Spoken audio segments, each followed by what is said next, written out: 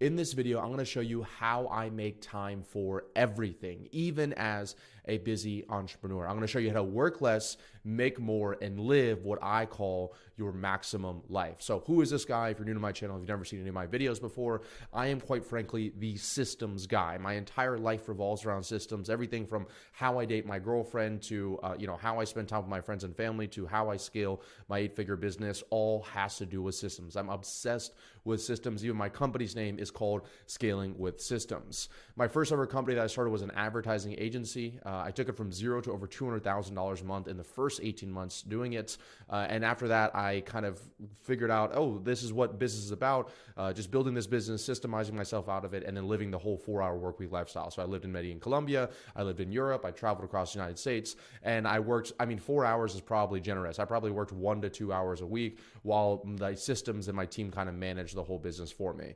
What I realized though was that this wasn't really my maximum life. This was me living the maximum life of somebody else, because I actually really like work, but I like doing the work that I love to do. And I like working only when I want to work, not when I have to work. And so after I had done the 4-hour work week thing, I realized it was a little hedonistic. It wasn't what I wanted to do. I did want to work, but I wanted to do it only on the things that really gave me energy. So instead, I started to launch a company on building systems for other companies called Scaling with Systems. And we took it from zero to $25 million in 48 months. And we've served over 2,000 businesses, helping them scale from everything from marketing, sales, client success, operations, et cetera, et cetera, et cetera. And after I had, done it in the first business, removed myself totally, made a few $1 million, and in my second business made tens of millions of dollars, I said, you know what, let me see if I can do this in a whole new industry, in a whole new business, in an area I've never done this before. Let me see if I can still copy and paste these same systems into this business. And I was able to take a portfolio company from zero to over $5 million in sales in the first 9 months with only 4 employees, right? So this stuff works. And it works all while also living what I call my maximum life. So my maximum life is exactly that. It's me living life to its fullest. It's not me just choosing, oh, I just want to have fun all the time, or I just want to work all the time. It's me defining what do I really love and what do I really want out of life, because you can't have it all. And then how do I live that every single day? How do I stack amazing day after each other, not just saving it up for 1 2-week vacation every single year? So my maximum life involves, I got my pilot's license, I bought a plane, I go on trips with my girlfriend and friends and family all the time in the plane. We go to the Bahamas, go down to the Keys, we go up to North Georgia, stay at lake houses.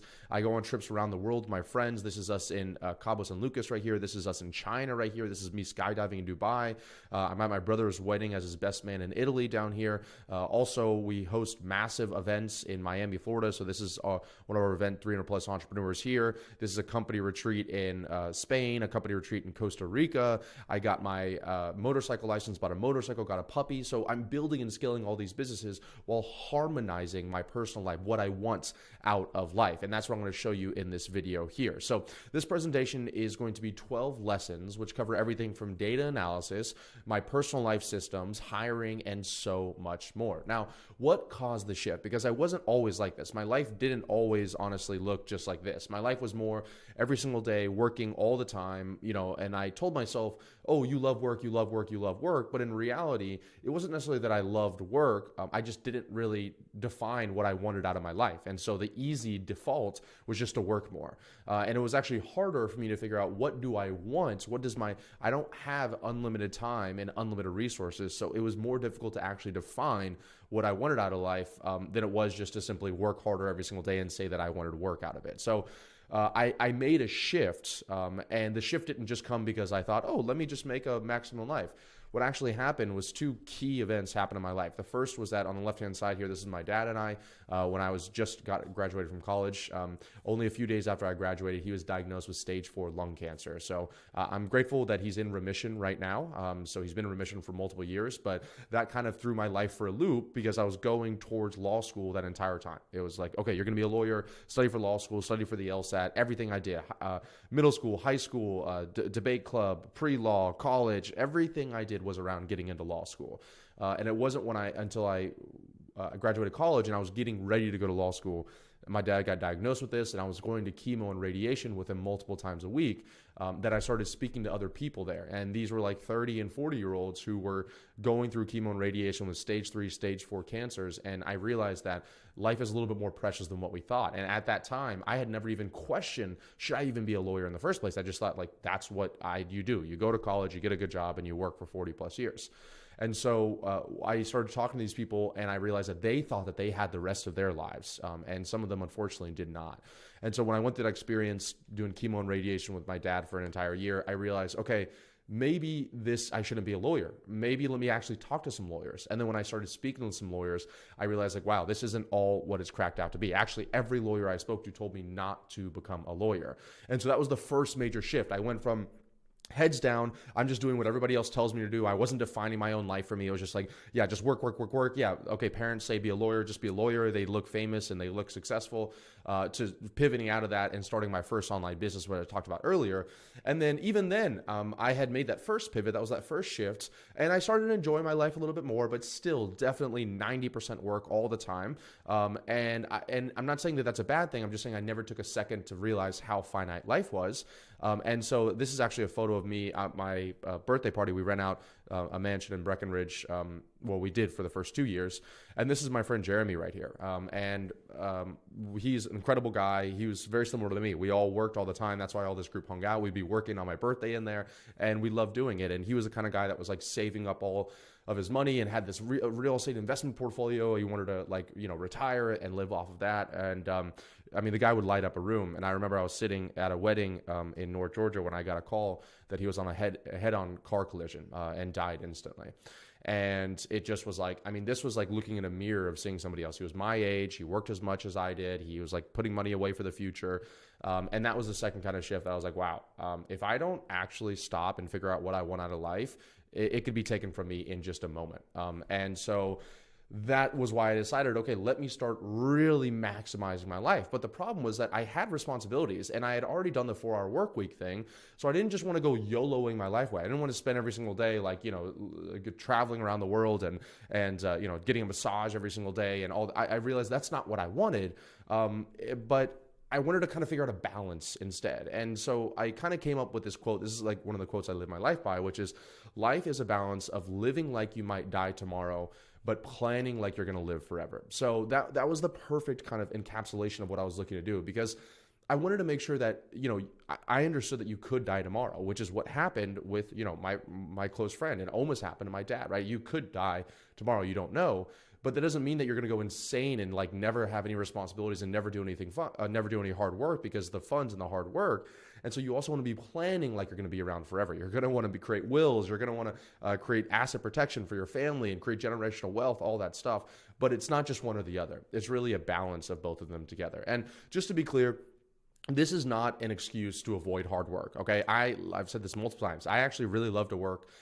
I just like working on the things that I know I'm great at and they give me energy, and not just working for work's sake.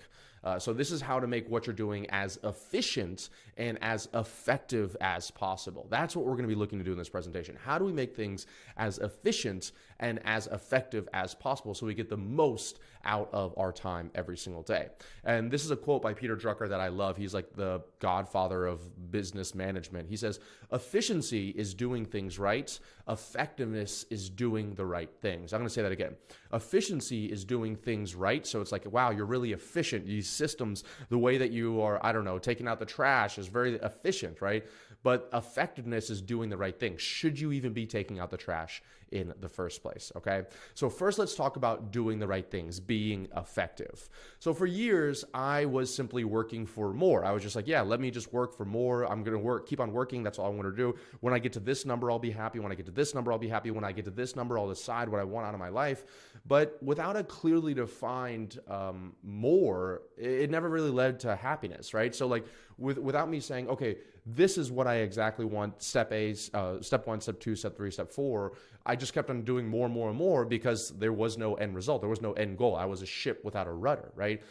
And so instead, what I created was a life manifesto. And this became really what I read this every single morning when I wake up and every single morning before I go to bed. And this becomes like almost my North Star for what I want my entire life to look like. And I have another video where I actually read through this more in depth on my YouTube channel. But I've decided like this is what I want my life, at least in the next 3 years by January 1st, 2027, to look like. And this was one of the most difficult things I've ever done. And I can't stress how important it would be for you to consider doing it as well, because it forces you to decide, okay, I only have this much time in a day. I only have this many days in a year. I think you only have 4,000 weeks in your life. How do I make sure that I'm actually controlling what my future looks like instead of just having other people determine what my future should be for me? And so I wrote this out. I'm not going to read through the entire thing right here. You can pause this and look at this if you want to as well, but I decided that like my second line here is, I know I cannot do everything, so I frequently identify the things that bring me happiness and ruthlessly cut everything else out.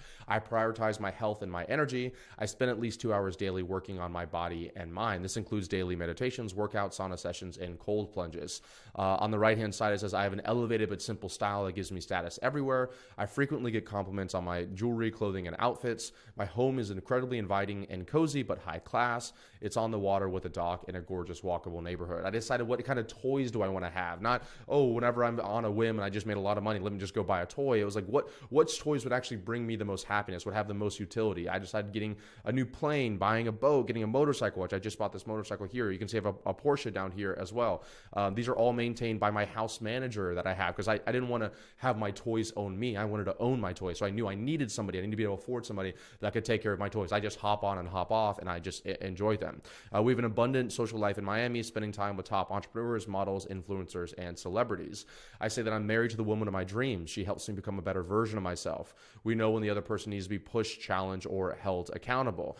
We invest a lot in our friends and family. We travel with and enjoy them. This includes paying for my mom's rent and utilities so that she can enjoy the later years of her life. So this is like, I'm speaking this, I'm brainwashing myself into this is what I want my future to look like. And then I don't have to think about decisions later on. So a great example is, my sister's boyfriend, my girlfriend's brother, there you go. My girlfriend's brother is coming in town in a few weeks, and he's a younger guy and I enjoy spending time with him, and I wanted him to come down and hang out with us in Miami, and he couldn't afford a flight to come down here because he's, in his early 20s. And so, it wasn't even a question. I was like, let me just buy his flight to come down here, because I invest in my friends and my family, right? So it's not even when I go on trips, I go these huge extravagant trips with some of my friends. It's like, sure, it's a lot of money, but I'm not even thinking about that because I know that I'm supposed to invest. That's exactly what my life should look like. So it's not even a question. I just put the money down and I go enjoy myself there as well. So once I was able to identify exactly what I want, which is effectiveness, it became so much easier to focus on only that. So I created this North Star of who I wanted to be in 3 years and exactly what my life looked like, to the point that I could close my eyes and see every single thing, how I spent my day, my mornings, my afternoons, my nights, et cetera, et cetera.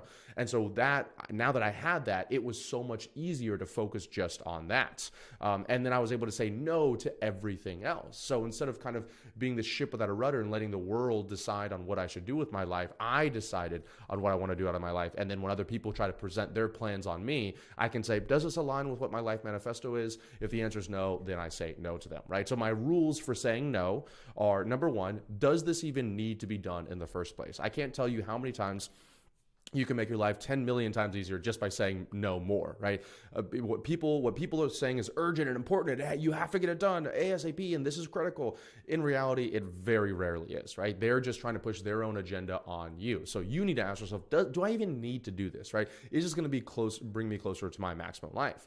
Then the next question is, okay, let's say it does need to be done. Well, then does this need to be done by me? Is there somebody else that can do this? This is the power of delegation, right? So can I hire somebody? Can I outsource this to somebody else? Can I use contractors? Can I use agencies? Whatever else it is, how do I prevent me from actually doing the work so that I can stay focused on my life manifesto? And then does this need to be done by me right now? I can't tell you how many times I get emails like, this is urgent, or someone's like, oh, I got to make sure I stay up and I get this email so I can respond back in time, or this letter in the mail, et cetera, et cetera. And I'm like, look, there's almost nothing in today's day and age that you can't solve if someone sends you a message and you don't get back to them for 2 weeks, 3 weeks, 4 weeks, right? And sure, it may consider that you're a bad person if you're not responding to every single person every single second.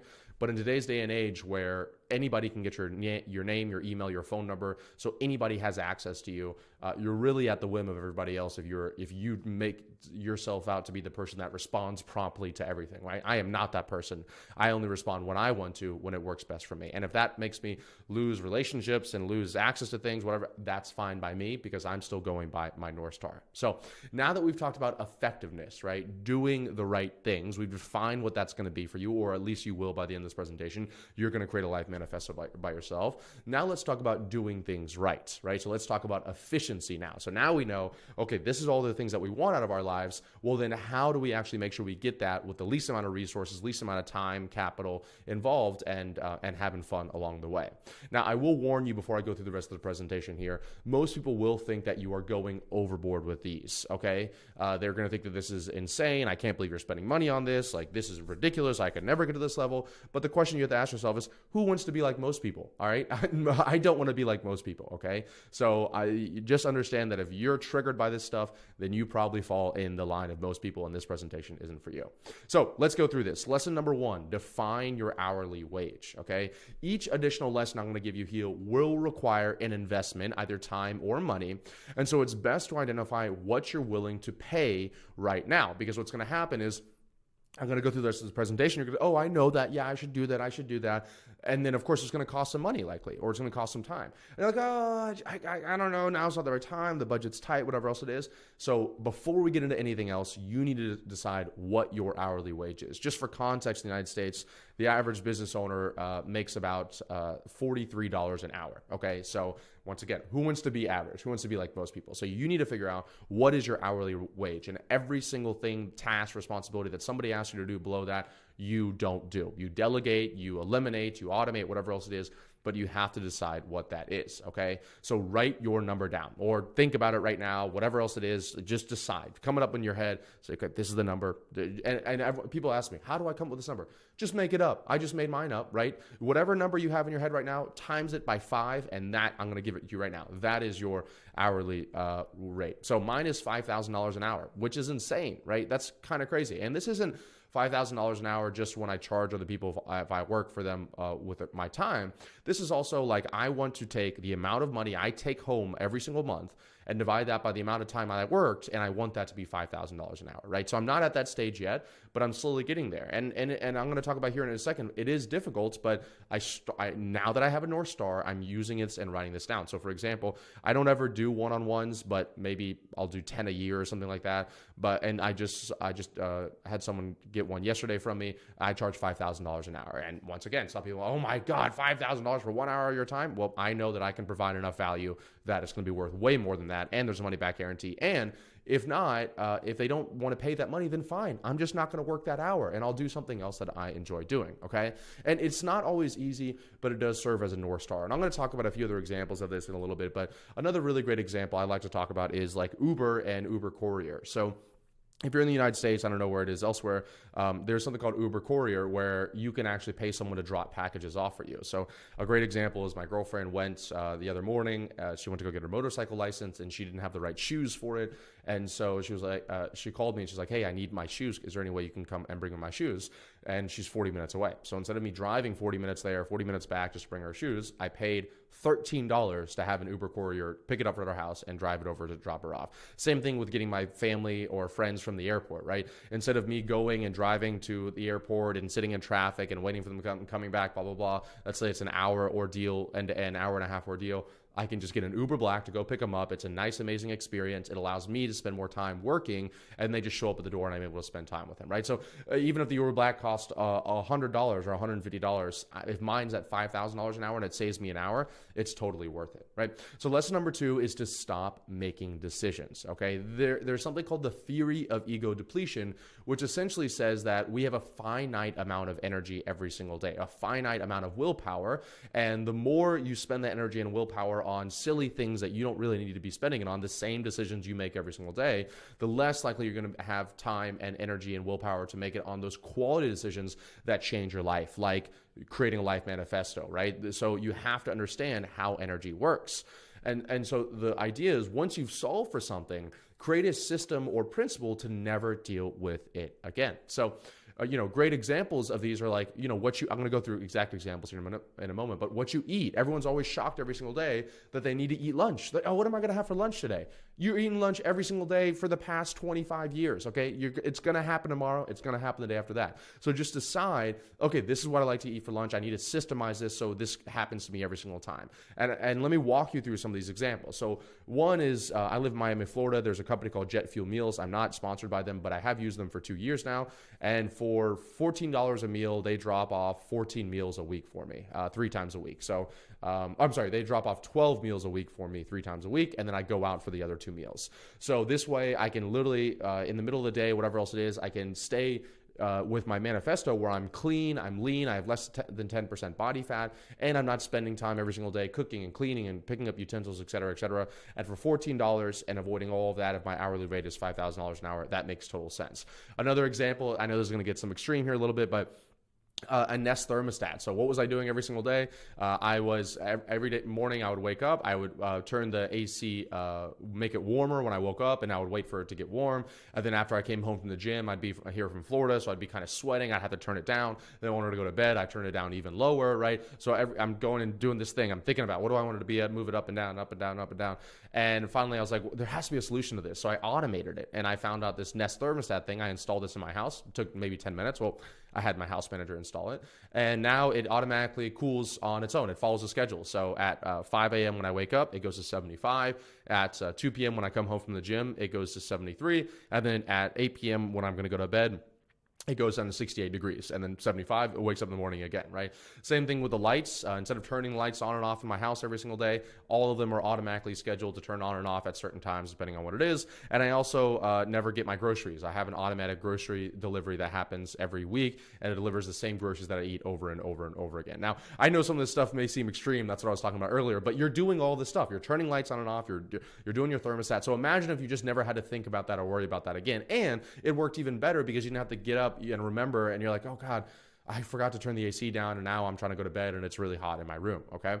Another example of this is I know that I love to work out every single day, so instead of me thinking, oh, when am I going to work out? Like, am I going to work out today? Am I not working out today? What time am I going to work out? I just automated it so that from 12 to 2 every single day on Eastern Standard Time, I go to the gym, I do a sauna, a cold plunge, I shower, and I lunge. So that's every single day, 7 days a week. There's no questions about it. I don't have to think about that anymore. Also, like going on dates with my girlfriend. I love going on dates with her, and we were just like randomly choosing time. Sometimes I'd get so busy that I'd forget to go on dates with her, and of course that affects the relationship. So I decided, okay, every single Friday at 5:30 p.m. we're going to schedule dinner for her and I, and then on Saturday, same thing. I wanted to hang out with my friends, and I wanted to like mastermind with them and get to know them, but all of our schedules would get really busy. So I was like, okay, you know what? Every single Saturday at 5:30 p.m. we do dinner with friends, right? And we go through this list of friends that I have, and my executive assistant, she schedules the entire thing, the restaurants, all of that stuff. Another thing that I really love to do is I care about my style. That's what I put inside of my life manifesto. I want people to give me compliments on my style. That's part of my brand, is how I represent myself to the world. And so every single quarter, I have a recurring task to add pieces to my wardrobe. So I look at the brands that I like to buy stuff from. I have links that I have on there, and so I'm always updating my wardrobe. It's not like, oh, when I want to, I see somebody wearing something that I like that's nice. It's every single quarter I review my wardrobe and I add stuff and take things away to kind of keep it new and fresh. And then same thing with, I'm not a man ashamed to say that I get manicures and pedicures, I get massages, I get my beard trimmed, I get a haircut. All of these things I'm doing no matter what, right? So I might as well systemize it. So every 2 weeks, my executive assistant has it on my calendar, and she schedules out all of these things every single 2 weeks so that I don't have to think about it at all. I just see it on my calendar, I show up, I go through it, boom, boom, boom, and all of these are in my building. I never have to leave. They come to my condo. So hopefully you're now starting to see how you can remove, I don't have to think about this stuff. This is all, in my opinion, maintaining your life while I'm trying to live my life, okay? Another great example is flights. So like having somebody else book your flights for you, and then, where do you like to sit on those flights? Do you do first class all the time? Is it only for over 2 hours? Another example would be like where you're staying. So you probably have an SOP, you don't even realize it, about the kind of hotels that you like to stay at. So, I like to stay at luxury properties with 4.6 stars, modern interiors, fast Wi-Fi. Price range is somewhere between $400 to $1,200 a night. I'm a Marriott Elite member, so I want to make sure we look at Marriott properties. We always try to request an early check-in, late checkout, et cetera, et cetera. Another great example of this is we added this at the beginning of this year, but an activity tracker. So every single month, we're like, oh, we kind of want to do something fun. What do we want to do? Well, let's do some research online. And we'd spend hours online looking at plays and all this stuff. And instead, I created a system around having my executive assistant do this for me. So I now have an activity tracker. And before we meet every single, on the last Monday of every single month, she goes and she looks at all the events and activities and plays and operas and symphonies and all the stuff that's happening in Miami, Florida. And then she highlights the ones that she thinks that we'll like. And then she presents them to my girlfriend and I. And we just say, in 3 minutes, we review it and we go, yeah, we'd like to do that. And then she goes out, she schedules it, she purchases the tickets, she puts them in the calendar, she sends me the tickets. And so I'm just showing up at these events, right? So I'm living my life. I'm not managing or maintaining my life. And then same thing happens in business as well. So this is not all just personal life. This is also in business. Anytime you need to hire somebody, you're probably always thinking, oh, I need to hire somebody. We got to go spin up the hiring process, the recruiting pipeline. We got to go interview and do this and that. And we ask them these questions and that questions. And then whenever the person doesn't work out, oh God, I got to go back and do this all again. So instead, build a recruiting pipeline, build a recruiting system in your company. I have another YouTube video where I go way more in depth on this, but we have first interview scheduled, second interview scheduled, third interview scheduled. And then one of the most powerful things we've ever created is something called offer potential, which is where if somebody has potential, but we didn't make them an offer because we chose they were the second choice or the third choice instead of the first choice, well, we can keep them in this offer potential stage and then reach back out to them whenever we want to make an offer to them in case somebody else doesn't work out or if we're really scaling. So we always try to have 2 salespeople, 2 client success managers, 2 appointment setters always in our offer potential stage. Another great example is the onboarding and offboarding pipeline. So, every single time you onboard a new employee, I guarantee you 99% of people that are watching this right now, you probably have no real SOP or systems involved, but you probably do the same thing. You do a welcome call, you do an onboarding call, you invite them to your Zoom, you invite them to your Slack, you invite them to specific Slack groups. So why not systemize that? So anytime you make an offer to somebody, it's not this whole like, oh, we got to make sure this person gets onboarded as quickly as possible. And they're just following an SOP or a system every single time. And then the same thing about a media pipeline. I have another YouTube video on this as well, but how do you make it so that every single time you create a piece of content, it's being distributed across all other platforms? How do you make it so that all you have to do is just film the video like I'm going to do right here, and my editing team and my media team, my thumbnail designers, they take care of everything else from there. I'm not involved in any of that again. Well, I created a system around it. So I just come up with the topic and the idea. I spend a few hours every single Tuesday coming up with it, creating it, shooting it, and then from there, I don't do any other work. And then another great example of this is principles in your life. So those are like systems that you're doing to never have to make decisions again. But another really great example that I got from Ray Dalio's book Principles is creating principles in your life. So these are things that you know to be true. They're almost like laws in your life that you know to be true. And I've created a few of them that I know, actually I've created over 43 of them that I know is pretty much how it holds 100% true for my life. So let me read some of these to you. This is part of my life manifesto. The quality of my life is determined by the quality of my decisions. The quality of my decisions is determined by my energy. My energy is determined by my priorities, my sleep, and the food I eat. In order to test the quality of my decision, I must ask myself, does this choice enlarge me or diminish me? Don't hold opinions on things I know little or nothing about. Success is getting there. Excellence is staying there. Always take into account someone's believability and their ability to articulate. Diversify in asset classes and people/companies whom you work with inside those asset classes.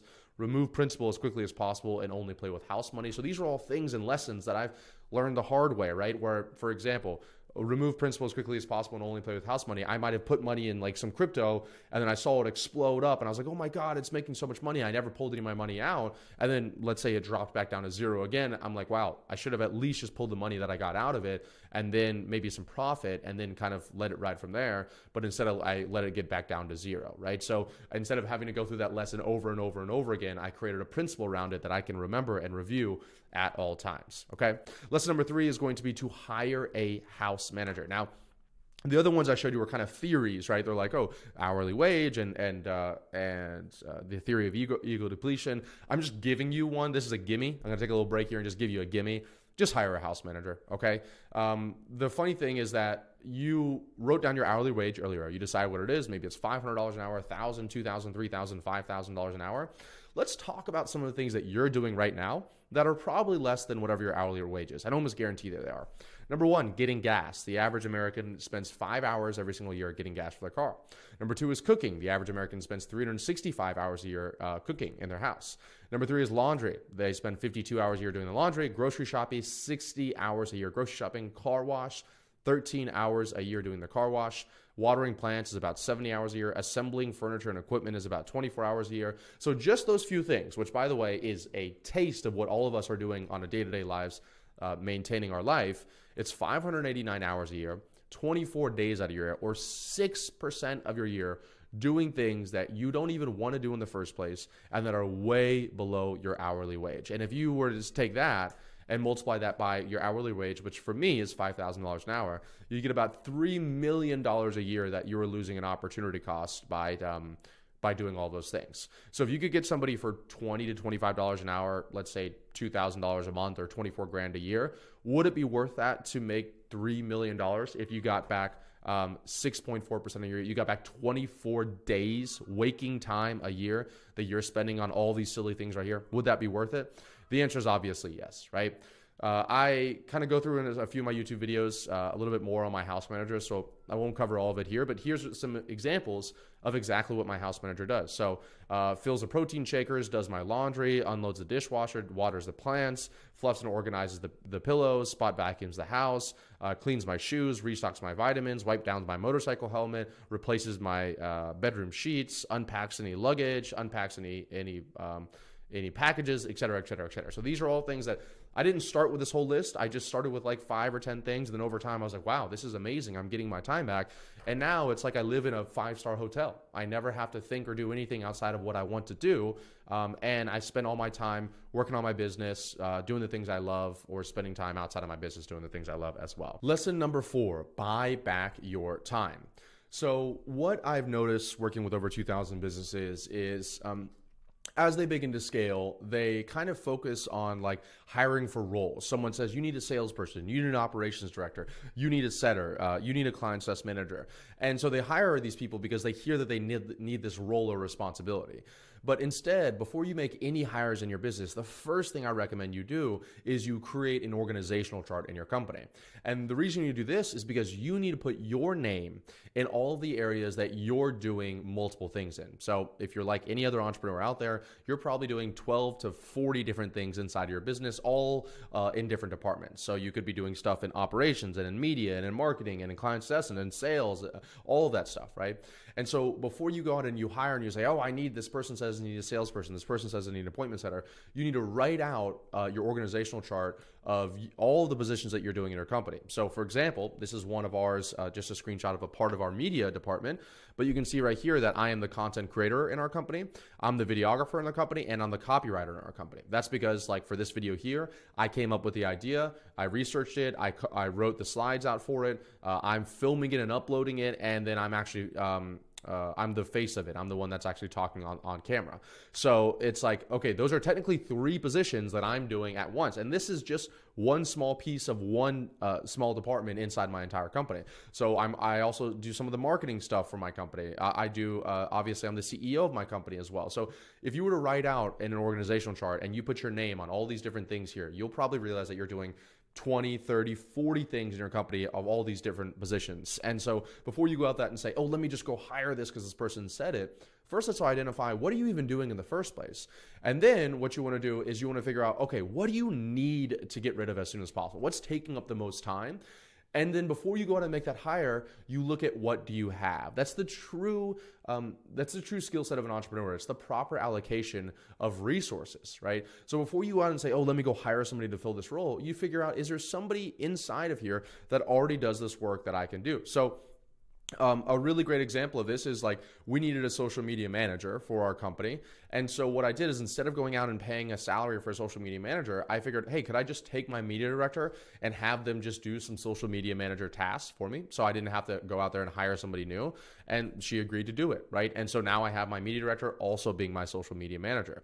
Another example of me doing this the wrong way was everyone kept saying, oh, at your level, you need an HR department. You need an HR department. You need an HR department. So I went out, I found the HR department. It spent a whole lot of time, money, and effort. The person was a six-figure plus a year salary. I hired them, and they did nothing for 90% of the days because our business didn't really require that. But everyone kept on saying that we needed it.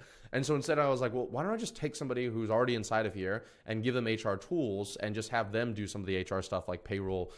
And so I let that person go. I got back 6 figures plus a year, and I just distributed that work to somebody that's already on my team. So instead of thinking, oh, I need to hire this person, first identify what do you need in the company by writing out the organizational chart, and then look at what resources you already have and see if you can fill that hole already. So for example, that HR one I talked about a second ago, I ended up asking my executive assistant who had some time on her hands. I said, do you think that you could run payroll? Because I'm doing it right now. The HR person used to do it, but I don't think I need them. It's not that difficult to do. I'm not an HR expert. I'm running payroll. So do you think that you could do it? And now she's been running payroll for over a year and a half in our business. Another great example is talking about that house manager earlier. You could have a maid be a house manager. You could have your maid go get your car washed. So instead of saying, oh, I got to go get my car washed every 2 weeks, what I did, I picked up the phone. I called my insurance company. I said, hey, would this person be covered if something happened to them? They said, yes, they would be covered.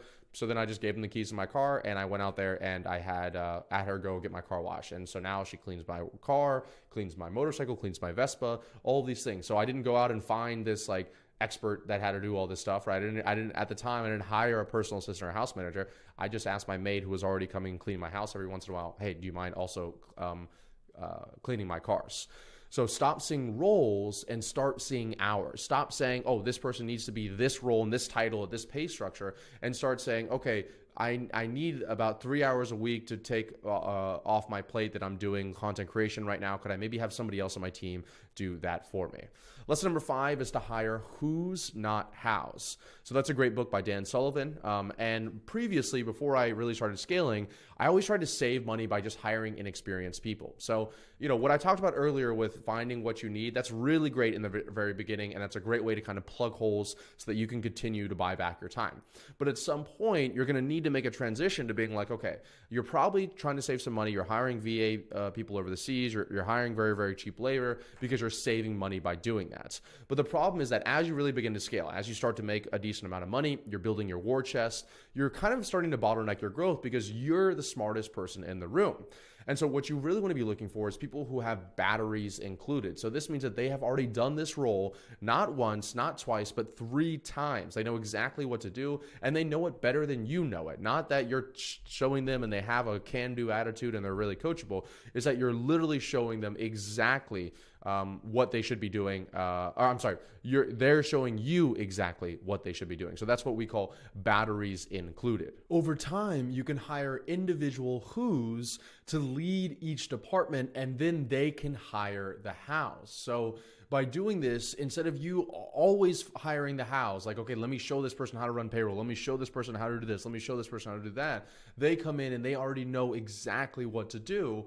And so then they can hire the hows underneath them that are actually executing on their own. And if you think about it, that's really what building a department is about, right? You want to have one leader of that department that you give them one KPI, one main area core competency that they're in charge of, like client success or sales or marketing, et cetera, et cetera. And then they hire the individual people underneath them, client success managers, salespeople, media buyers, et cetera, right? And so they know what it should look like and what it should be. They're able to do all those jobs, but they're delegating them out to other people so they can be a true department leader. So you're going to do the exact same thing, which is why anytime we're starting a new initiative or a new thing that we want to start, like our media department, or I'm going to go find somebody who can build the entire thing out. And I just say, hey, I just want this end result. Here's your budget. You go out there and make it happen. And they'll figure out, okay, who do we need to hire as contractors? Do we need to work with agencies? Do we need to work with one-on-one employees, et cetera, et cetera, et cetera. Lesson number 6 is going to be zero marginal cost. So look for things that have zero marginal cost. Now, the reason you want to do this is because zero marginal cost is essentially where it doesn't cost you any more money in order to service this client to do this product or service. Now, why is this important? Well, it's because I'm going to talk about leverage a little bit later, but if something that has a lot of marginal costs would be like if you were doing one-on-one done for you services for every single one of your clients. So the issue with that is that every single time you take on a new client, you got to work harder, right? You have to spend more time, energy, and effort with them. So what we want to figure out is how do we take on more clients, make more money, but not do any more work. Now, I know that sounds weird, right? You have to be able to work to make money. Technically, you don't really have to if you set yourself up correctly. If you do that life manifesto, if you know what you want out of your life, if you want $5,000 an hour, you can't do it just by trading your hour one-on-one with people. You have to figure out, how do I make an unbelievable amount of money with the least amount of time, energy, and effort possible? And that's through something called zero marginal costs. So a great example is, for years, my company, Scaling with Systems, we work with 2,000 plus business owners, but it's very one-on-one intensive work. So we do a lot of done for you stuff. There's done with you stuff on there. I'm getting on calls and we're helping them scale their business. And we have that and we love it. We've worked with thousands of business owners. We've generated tens of millions of dollars in revenue for our company and hundreds of millions for our clients. It's been incredible and a life-changing experience. But the problem is, every single time we onboard a new client, I have to be involved. My client success team has to be involved. There's all this work that has to be done.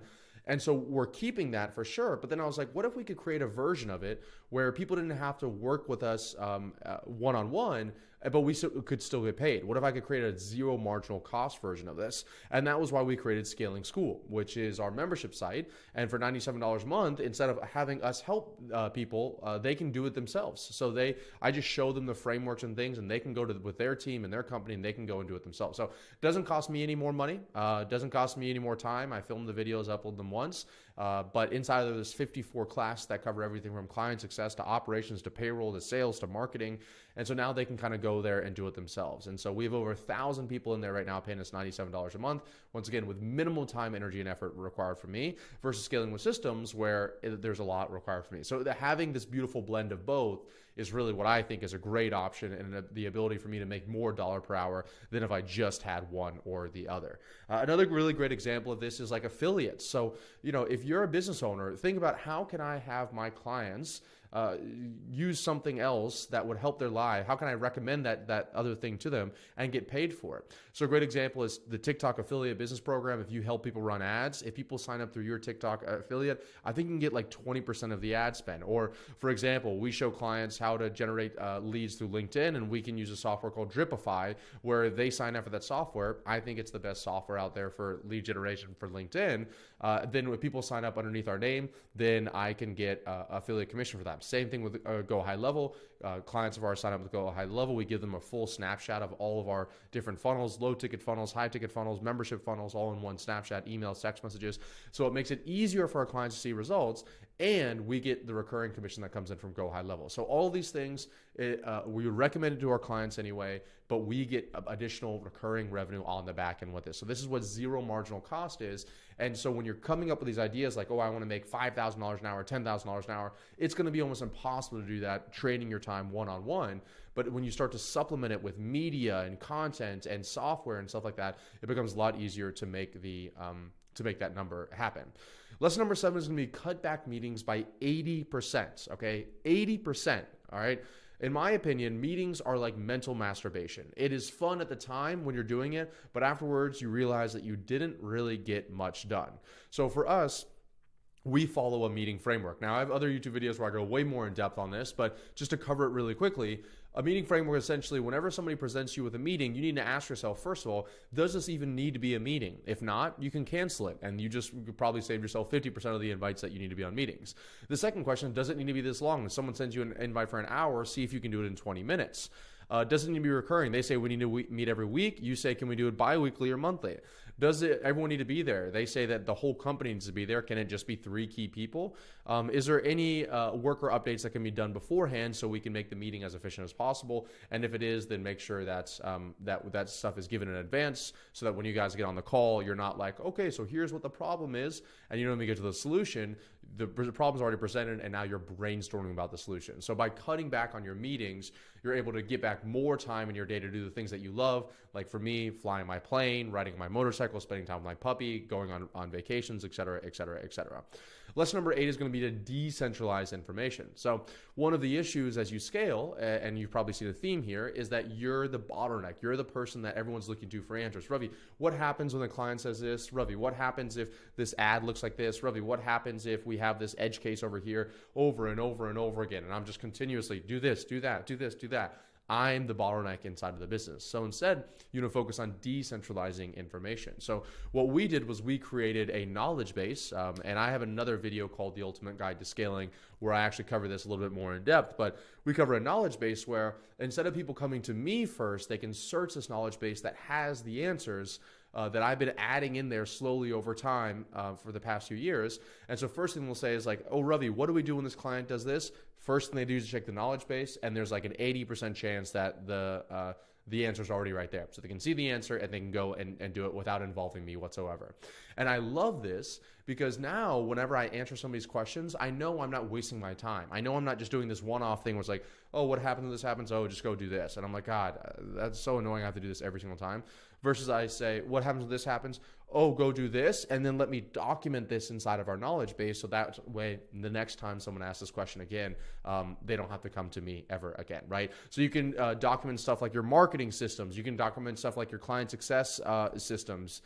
You can document every single step inside of your business should be documented. You should have processes, procedures, et cetera, et cetera. So that way people aren't coming to you for all of your answers. Lesson number 9, be wary of energy sucks. In order to do more with less, which is what we're trying to do, we're trying to be efficient, you must make the less as more as possible. I'll take a second for you to kind of let that sink in. But in order to do more with less, you must make the less as more as possible. Most people are honestly shocked with the amount of stuff I get done in a day between my personal stuff, my professional stuff, family, et cetera, but it's simply energy management. That's really what it all comes down to. That's why one of my principles says the decisions that you make are based on your energy.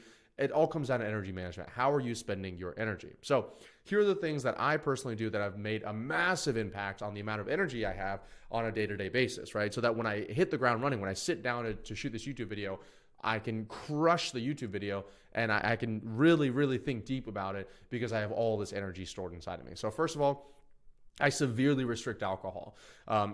You could almost say that I don't drink alcohol, but I do drink it, let's say 3 to 5 times a year. And so I put severely restrict on there but I'll drink it maybe on the night of my birthday, on New Year's Eve, et cetera, but 4 to 5 times a year. And when I drink, it's not like I'm popping off. I'm talking about I'm having 1 glass of tequila, right? So that allows me to keep my energy. I work out 7 times a week. Now, this doesn't, if you looked at my life manifesto in the very beginning, this doesn't mean that I'm lifting weights 7 days a week. It means that my body is moving and getting active. I get 10,000 steps a day. My workouts could be outdoors. It could be I'm going on a walk with my dog by the beach. It could be I'm playing pickleball or paddle with friends, or it could be that I'm lifting weights inside the gym itself. But I am moving and I'm taking care of my body 7 times a week.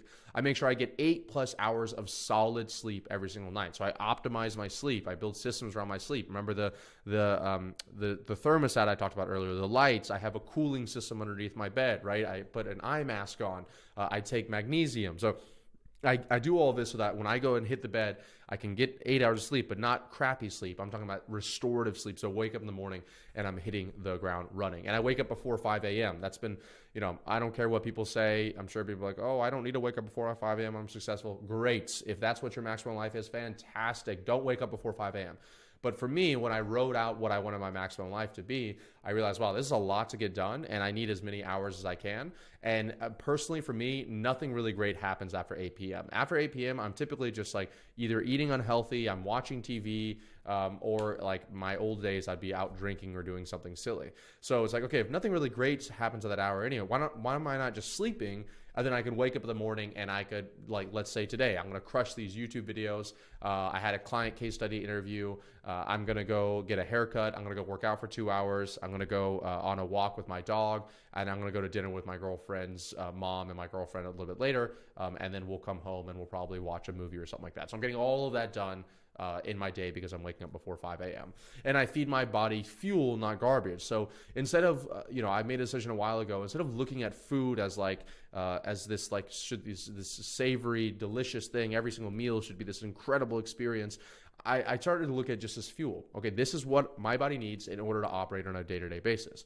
And so that's why, like I talked about earlier, 12 out of 14 meals that I eat a week are already pre-made meal preps that have high protein, low carbs inside of them, so I can just have energy and I can keep on trucking, right? Now, there's other 2 meals that I have a week. The last 2, those are the 2 nights that I go out. Dinner with my girlfriend on Friday and dinner with friends on Saturday, and I pop off on those meals. I'm talking about I'll spend $300 to $500, and I will get every appetizer, every entree. I don't care. I'll have desserts sometimes as well. But for 90, whatever that is, 95% of the meals, I am dialed and I'm clean. And so that way I can really just enjoy the days when I need to make it off. And I only make a few decisions a day. So this goes back to the first thing I talked about earlier, the theory of ego depletion. But instead of focusing so much on what am I eating, what am I wearing, what am I doing every single day, what's on my calendar, I have it all systemized, all automated, all delegated, all eliminated for me. So the few decisions I make, like, hey, what should I make this YouTube video be about today? I can do a lot of research and make it high quality because I have all the energy from that, okay? Lesson number 10 is going to be to leverage leverage. So leverage is getting more out than what is put in. So once again, if we want to live our maximum life, then by the very definition, we have to get the most out of the life that we have. And one of the best ways to do it is getting more out of it than what you're putting into it, okay? So you should spend 100 times more time deciding on what to work on instead of just working. This kind of goes back to the effectiveness versus the efficiency thing that we talked about earlier. So you could spend 50, 60, 70 hours a week working harder than me, but maybe you're working on the wrong things and I'm working on the right things. And maybe that's why I have, quote unquote, maybe I'm making more money than you. I'm not saying I am, and I'm not trying to trigger anybody.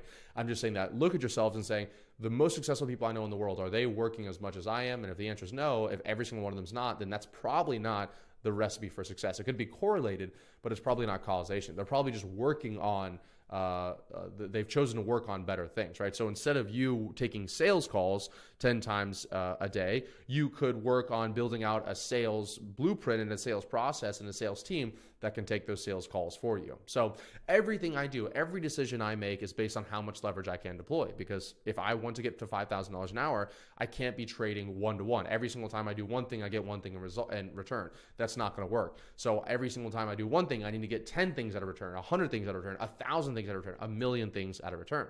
So great examples of leverage is, why sell to one person when you could sell to millions, right? So instead of creating a new pitch every single time you get on a sales call with every single person, what if you just put that pitch, put it in a video, and made them watch it before they got on the sales call? Boom. Now, instead of selling one-to-one every single time, you're selling it so you could show millions of people with no more time, energy, and effort on your part. So a great example of that is our YouTube, right? So instead of me, like every single client I had and every single time I got on a sales call, oh, this is what I would do, this is how we'd help you, blah, blah, blah. I can create these YouTube videos where I showcase what it would be like to work with me. And now thousands or tens of thousands or hundreds of thousands of people could watch this video with no more time on my part. And these are great examples. These videos were created 2022, beginning of 2023, middle of 2023, 2022, 2022. So I create these videos one time and years later, they're producing for me. Why coach to one person when you could coach hundreds, right? So I know a lot of people watching my channels are coaches, they're consultants, they're course creators. So instead of coaching one-on-one, instead of working one-on-one, what if you could create some kind of program or modality of support where it's like, hey, you get on a call and you have hundreds of clients on that call at the exact same time, or you have course material that they go through on their own time, et cetera, et cetera. So you're always looking at, okay, I could charge this one person $5,000 an hour, or I could spend that same hour on a group call with 100 clients that each paid me $10,000. So it'd be $100,000 an hour. And the difference in that is leverage, right? And why use content one time when you could use it 8 times? So I have on my YouTube channel our content system, but every single video that I create, we distribute it across all the different channels. And then my long form videos, we'll chop it up into short form videos. So instead of me having to every day create new unique pieces of content, whenever I do something one time, I'm looking, how can I make it happen 10, 20, 30, 50, 100 times? Why build your own audience from scratch when you can use someone else's? Another great example, leverage, collaborations. podcasts. These are all things like people have spent years building up these huge, amazing audiences that they have developed and cultivated, and they trust them. And then as soon as you get on that, then you can, then your business can explode. Your whole life can explode. Great examples of this would be, there's a great video on YouTube called The Joe Rogan Effect, right? Where it's like, okay, if somebody gets on Joe Rogan, their business explodes almost overnight because he's cultivated that audience. And then when Joe interviews them, they say, oh, this person must be legitimate. And so their business explodes overnight. So instead of building your stuff from scratch, how could you get yourself on the Joe Rogan show and jump, 20 plus years of building an audience? Why think when you can use artificial intelligence? So, this is something that I've really prided myself in the past few months, but I went from like every single time I wanted to make a decision, let me think about it, to now I just pull up ChatGPT, which is bookmarked on my browser here, and I type the question in there. And it'll either give me the answer or it'll kind of reformulate the question to where I can figure out the answer on my own. And I take this to the extreme. We got a puppy recently, like I talked about earlier. I got that puppy from ChatGPT. I told ChatGPT, this is my life manifesto. So I uploaded that life manifesto that I talked about in the very beginning, which, by the way, that's the nice thing about it. You can literally use it with AI to say, what should I do in this decision? Because here are all my principles, and here's what I want my life to look like.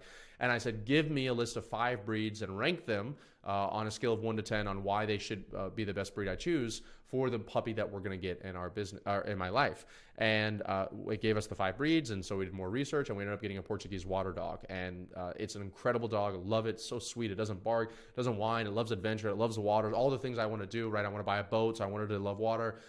We have a plane. I wanted to enjoy adventures. I go on runs and work out, so I wanted it to be energetic, but I didn't want to be able to have to take care of it 24/7. It needs to be taken out 40 times a day because I'm also working, right? So that is the nice thing. Instead of me thinking about doing research, I literally had ChatGPT create my puppy, or choose my puppy for me. And just to show you how powerful this is going to be, Sam Altman, who's the CEO of OpenAI, who created ChatGPT, he said, we have a betting pool for the first year that there is a one-person billion-dollar company, right? A one-person billion-dollar company. 15 years ago, this would never have even been thought of. 20 years ago, no way. Billion-dollar companies, you're talking about companies that have hundreds or thousands or tens of thousands of employees. And you're talking about one person for a billion-dollar company. That's only possible through leverage. So let's say someone's making $1 billion a year, which, when he talks about billion-dollar companies, talking about evaluation, but they're making $1 billion a year and they're working 40 hours a week. They have a pretty high hourly rate. Okay. So this is going to be the future. And so you need to figure out, how do I incorporate that in my life today?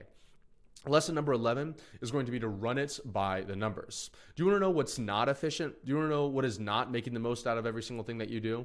Making decisions on emotions or just guessing based on how you are feeling. At our company, we are obsessed with data, and this is one of the things we help with our clients with as well. We can make accurate, real-time decisions, which limits my involvement and speeds up the growth. So, for example, if going back to kind of the decentralizing information, et cetera, if every single week I'm trying to figure out, oh, what's the problem in the business? Oh, this is what I do to solve it. What if instead I had a dashboard that identified and highlighted, oh, this is the problem. It's highlighted in red. Pay attention to this. And then I had a who, not a how, running that department that could say, this is what we need to do. And then they go execute that with their department, their direct reports inside the department. So if our client success team saw that our ascensions were down based on our KPIs in the dashboard, they could then go speak with the client success team and figure out, how do we get ascensions back up? And then when I meet them on a weekly basis, they can say, oh, hey, Ravi, ascensions are down. This is why they're down. This is what we're doing to get them back up. And I don't even have to say anything. Okay. Great examples of this is creating like a master dashboard inside your company. Once again, I have another YouTube video on this, and this is what we help with our clients with. But these are some of the numbers that I track as a CEO inside of our company on a daily and weekly basis. So how many taken calls we've taken month to date, new leads month to date, booked calls month to date, dollar per call month to date, meaning how much money we're making every single time a salesperson speaks to somebody, deals closed, new cash collected, time to launch. So whenever somebody pays us money to the time that we get a new end-to-end marketing system up and running for them, the calls taken for the client success team, new cash collected for the client success team, lost cash divided by new cash. So anybody that we have delinquents or something like that, how much is that divided by how much new cash that we have came in, lost customers, somebody that churned out, and how much we're losing every single month to to those lost customers. This is our sales dashboard. So how much we're making per call, per rep, how many calls they've taken, their close rate, their dollar per deal, their revenue or cash per deal, revenue per deal, all of this stuff. Our one call close percentage divided by total deals closed, how many deals we financed this month. This is the client success dashboard, some of the things that we already talked about. It's very similar to the sales one because we have a back-end client success team that does sales. Time to launch, our feedback score, how many wins that we're getting per client every single month. And then this is a marketing one. So show up rate, booked calls, taken calls. At this rate, how many taken calls are we going to take by the end of this month? Organic book calls, setter book calls. You can see the setters that we have down here, their order of ranking, the unique organic reach, so how many people we reaching on a monthly basis. So a few things that we've learned based on our KPIs and our dashboard is that we learned that one team leader was costing us millions. So we had a team leader, I'm not going to say who or what department, but let's just say that we were able to look at those dashboards, and when we looked at the dashboards, we were like, wow, they're supposed to be at this KPI, this percentage KPI, and they're at 1/3 that once I got this dashboard up and running. And so the opportunity cost was millions, because once we got the right person in place, then we made a few extra $1 million. We learned that we could bring our pricing from $3,800 to $7,800 in 120 days without any drop in close percentage. So this is for one of our portfolio companies. And within 4 months, we more than or almost doubled our pricing for that offer. And I was able to see that because I could literally see what our close rate, our cash per close, our revenue per close was for every single one of those deals. And I would keep a track on it on a week-to-week basis. So we were able to almost 4 times the business without having any effect. So that just was able to come by me testing and feeling confident in the numbers. We learned that calls booked from YouTube had a higher lifetime value. That's why it's a huge part of how we generate sales. That's why it's a huge part of what we do for our clients as well. And we learned that it takes 7 times longer to book a call in the United Kingdom than it does in the United States. So we actually don't run ads in the United Kingdom. If you're watching this in your UK, we work with plenty of UK people, but we're not going to go out there and try to run direct response ads to get you to book a time to speak with us, because we know that your uncertainty and your avoidance of risk is way higher than it is in the US. And so instead of running ads and trying to spend all that extra money and wait all that extra time, we'll just wait for you guys to come to us. We were also able to increase our cash per salesperson by 400%. So I just got off a call with on a sales call yesterday with somebody who just started working with us inside our higher end mastermind, and he had 2 salespeople, and they were doing around $140,000 a month. And I was like, would you be surprised to learn that each of our salespeople in our company does $200,000 a month, right? And so, which he was surprised to learn, but he knew that his sales system was inefficient. So he was having one sales guy take 3 calls a day, the other guy take 2 calls a day, and all of these kind of like fat cat syndromes and inefficiencies were kind of showing in their head. And so they had all these extra salespeople they didn't need. I said, look, what we're going to do is we're going to make it so that one person on your team can generate your company $200,000 or $100,000. I'm sorry, $200,000 in new cash, new sales coming in to your business, right? And so that's what we're going to do for him. So you can figure out ways that there's inefficiencies. You can identify who's the KPI, who should we model after, and then that becomes a new hygienic standard for your entire business. And the nice thing about dashboards is without hopping on a meeting or talking to anyone, I can know exactly where we are and what needs to be done. And that's why I look at the dashboards as the first thing that we do every single morning. So lesson number 12 is that we are all going to die. This is the last lesson. Thank you guys for your patience on all of this. But lesson number 12 is that we are all going to die. In 200 years, nobody will know our name or nobody will know what we have done. So putting off your maximum life for some date in the future or some magical number in the future, when I get $1,000, when I get $10,000, when I have $100,000, when I have $1 million in the bank, when I have $10 million in the bank, I used to tell myself the same thing over and over and over and over again. And the truth is that it's just it's a delaying, it's a procrastination habit that you have, because it's harder to actually sit down and say, I actually don't have unlimited amount of time and I need to figure out what I want out of this life, than it is to just say, oh yeah, I'll eventually get it. I'll eventually figure it out some date in the future. So it's difficult to do, but sit down and create that life manifesto, create what your next 3-year future is looking like down to the detail of what clothes you're wearing that day, and then define your hourly rate, and then create systems to buy back your time so that you can do all the insane things like take dozens of trips a year, get your pilot's license, get a motorcycle, get a puppy, get married, all of the things that you want to do, take care of your family, visit them more frequently, fly them down to where you are and spend quality time with them. You can start doing that today, not some date in some magical future. Okay, so figure out exactly what you want in your life, because you can't have it all, and then start optimizing that, working every day to make that ideal ideal life, your real life, okay? And that life manifesto I gave you a second ago, I'm like 60 to 70% of the way through that. I got my plane, I got my motorcycle, I got a puppy, right? So I'm just knocking those things off one to one. It's a bucket list. I'm going to probably finish it for the end of the 3 years, and I actually need to I didn't have big enough goals, to be honest with you, and I kind of got to redo it after that. So there you have it, ladies and gentlemen. That is essentially how you get everything done that you want to live your maximum life as an entrepreneur. If you want to get access to everything that we talked about today, so, my life mastery system, the kind of my life principles and manifesto, how I journal, how I use ChatGPT with my journals to optimize my day-to-day life, how to increase your dollar per call and your marketing by creating sales letters and video sales letters, how to, run a media system and master YouTube like we talked about earlier, how to manage more clients, how to optimize your payroll and your finances, how to, having a house manager and an executive assistant, what does that look like? What's required? What tasks are they doing? How do you find them? How do you hire them? And 54 plus classes that kind of cover all of that. You can go to scalingschool.com. You can take a screenshot of this little QR code here as well. And for $97 a month, if you want to do it yourself, you can get access to all those things. Alternatively, if you want us to help you implement it, if you want us to work with you one-on-one and give you custom solutions, then you can go to scalingwithsystems.com, where we'll be able to work with you on a more done with you, done for you capacity. Hope this video was helpful. See you guys in the next one.